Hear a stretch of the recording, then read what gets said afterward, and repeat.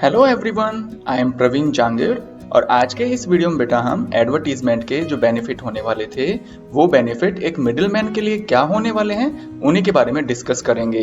यदि हम होलसेलर के बारे में बात करें तो बेटा होलसेलर वो पर्सन होता है जो डायरेक्टली प्रोड्यूसर या मैन्युफैक्चरर से बड़ी मात्रा में गुड्स को परचेज करता है। यदि हम बात करें रिटेलर की तो रिटेलर वो पर्सन या वो सेलर होता है जो होलसेलर से अपनी आवश्यकता अनुसार गुड्स को परचेज करता है। यदि हम सेल्समैन की बात करें तो जो सेल्समैन होता है वो डोर टू डोर जाकर अपने प्रोडक्ट को कस्टमर्स को डायरेक्टली सेल किया करता है। तो इन तीनों तरह के जो मिडिलमैन हैं उनके लिए एडवर्टीजमेंट का क्या बेनिफिट होने वाला है वही आज हम डिस्कस करेंगे। तो चलिए बेटा बिना किसी देरी के शुरू करते हैं। यदि हम मिडिलमैन के लिए जो फर्स्ट इंपॉर्टेंस है एडवर्टीजमेंट का उसके बारे में बात करें तो वो है बेटा कांटेक्ट विद प्रोड्यूसर्स। तो जो मैन्युफैक्चरर होते हैं उनके साथ कांटेक्ट बैठाने में उन्हें मदद मिलती है। किसके थ्रू? एडवर्टीजमेंट के थ्रू। अब वो कैसे पॉसिबल है?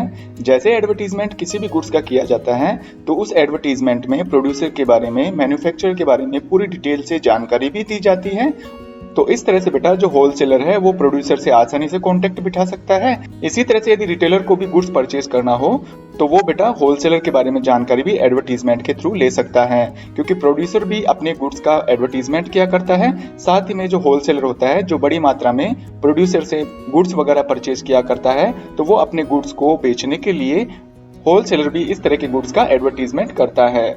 तो कहने का मतलब ये है बेटा कि जो प्रोड्यूसर और होलसेलर अपने अपने लेवल पर एडवर्टीजमेंट किया करते हैं गुड्स के लिए। हाँ, ये हो सकता है कि भाई जो प्रोड्यूसर है वो एडवर्टीजमेंट पर ज्यादा खर्चा करता है तो होलसेलर एडवर्टीजमेंट पर कम खर्चा किया करता है। यदि हम मिडिलमैन के लिए एडवर्टीजमेंट के होने वाले दूसरे बेनिफिट की बात करें तो वो है बेटा इंक्रीज इन सेल्स।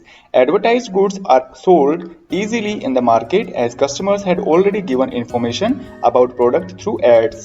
तो बेटा जो एडवर्टाइज गुड्स होते हैं ना उनको बेचना एक मिडिलमैन के लिए बहुत ही आसान हो जाता है, क्योंकि इस तरह के गुड्स के बारे में जानकारी कस्टमर्स को ऑलरेडी हो चुकी है। और वो कैसे होती है? क्योंकि उस गुड्स का बेटा एडवर्टीजमेंट किया जा चुका होता है और no extra efforts are made by middleman to sell advertised goods. और इस तरह के जो एडवर्टाइज्ड गुड्स होते हैं उनको बेचने के लिए ज्यादा एफर्ट्स करने की जरूरत नहीं रहती, कस्टमर्स को ज्यादा समझाने की जरूरत नहीं रहती, क्योंकि उस गुड्स के बारे में जो कस्टमर्स हैं वो ऑनलाइन या फिर अपने टीवी के थ्रू पूरी जानकारी ले चुके होते हैं। तो इस तरह से बेटा जो एडवर्टाइज गुड्स होता है उसकी सेल्स करने में मिडिलमैन को कोई ज्यादा एक्स्ट्रा एफर्ट्स करने की जरूरत नहीं रहती है और ऐसे गुड्स की जो सेल है वो डे बाय डे इंक्रीज होती रहती है। यदि हम एडवर्टीजमेंट के मिडिलमैन के लिए जो होने वाले थर्ड पॉइंट है उसके बारे में बात करें तो वो है बेटा इंक्रीज इन प्रॉफिट। अब ये इंक्रीज इन प्रॉफिट कैसे पॉसिबल है? भाई सीधी सी बात है, एडवर्टाइज जो गुड्स होते हैं उनकी जो सेल्स है वो डे बाय डे बढ़ती रहती है। तो जैसे ही सेल में इंक्रीमेंट हुआ तो ऑटोमेटिकली बेटा जो मिडिलमैन के लिए प्रॉफिट है वो भी बढ़ता रहेगा।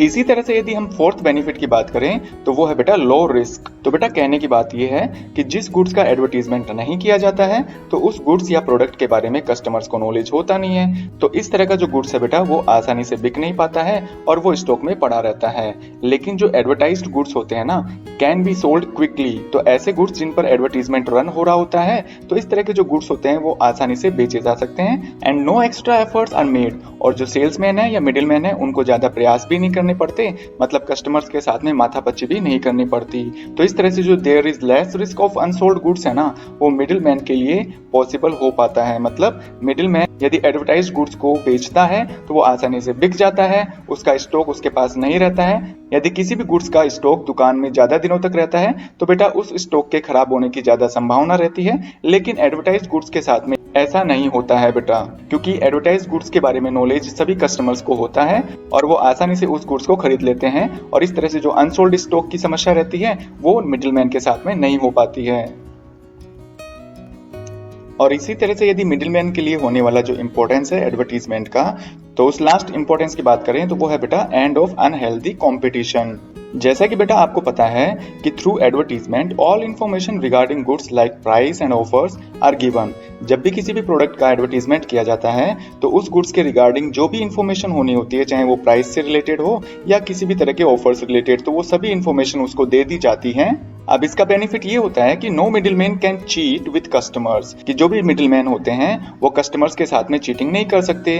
जितनी प्राइस में उसका एडवर्टीजमेंट किया गया है उस प्राइस से ज्यादा प्राइस में भी नहीं बेच सकते, और जो भी जिस भी तरह के ऑफर्स दिए गए हैं या जिस भी तरह का जो डिस्काउंट दिया गया है वो कस्टमर्स को देना ही होगा। Only that middleman will attract customers who sells goods according to ads. केवल वही मिडिलमैन इस कंपटीशन में सक्सेसफुल रहेगा जो कि कस्टमर्स को वो सारी चीजें प्रोवाइड करवाता है जो कि कस्टमर्स को उस एड्स के अकॉर्डिंग उस माल को या उस गुड्स को बेचा करेगा। तो कहने का मतलब है जितने भी ऑफर्स होते हैं यदि मिडिलमैन अपने कस्टमर्स को देता है तो वो उस कॉम्पिटिटिव मार्केट को बीट कर सकता है, मतलब उस कॉम्पिटिटिव मार्केट में लंबे समय तक चल सकता है। तो उम्मीद है बेटा आपको एक मिडिलमैन के लिए जो एडवर्टीजमेंट के होने वाले बेनिफिट्स हैं वो अच्छी तरह से समझ में आए होंगे। यदि फिर भी कोई कंफ्यूजन है तो बेटा आप मुझे कमेंट करिएगा, मैं आपके कंफ्यूजन को क्लियर करने की जल्द से जल्द कोशिश करूंगा। यदि वीडियो अच्छा लगा है तो बेटा लाइक करिए, अपने फ्रेंड्स में इसको शेयर करना न भूलिए। यदि आप चाहते हैं इसी तरह के वीडियोस आपकी स्क्रीन पर रेगुलर आते रहें तो बेटा इसके लिए आप मेरा चैनल सब्सक्राइब कर सकते हैं। थैंक यू बेटा।